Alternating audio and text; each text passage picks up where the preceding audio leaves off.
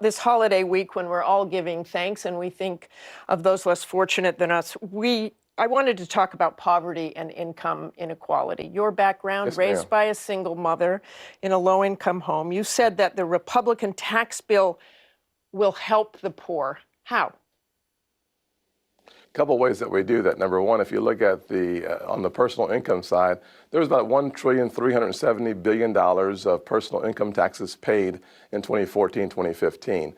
Out of that amount, the folks on the lower end received about $2.4 billion in refunds. In other words, they did not pay any actual tax in the aggregate. Our plan increases that refund by about 40%. We also increased the child tax credit from $1,000 to $2,000. We continue to work for areas. Deb Fischer, a senator from Nebraska, has led the charge on family leave, providing a tax credit for family leave, which is included in our legislation.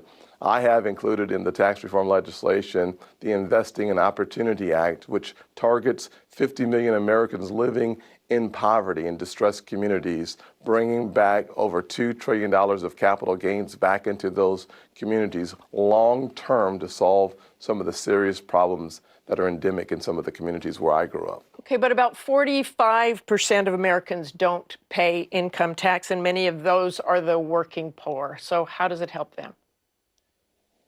Well, if you don't pay income taxes and we increase your refund by 40%, that is a direct dollar impact. In other words, you'll have more money to use to keep those ends together. Those single mothers like mine who are working paycheck to paycheck, they will now not get a $9,300 deduction. We're doubling that deduction almost to $18,000. For a dual parent household, income household, we're going from around $12,700 for the standard deduction to around $24,000. What we focused on is making sure that those folks who are struggling to get ahead in life have more of their own money so that they can take care of the needs of their families and perhaps even have a night out.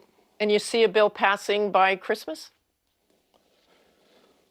Well, I do believe in prayer, number one, and I hope that we get it done by Christmas. If not, we'll be here through Christmas looking at the end of the year so that we can make sure that we provide tax relief for those working families like the one I grew up in. Okay, thanks so much for joining us, Senator Scott. Yes, ma'am.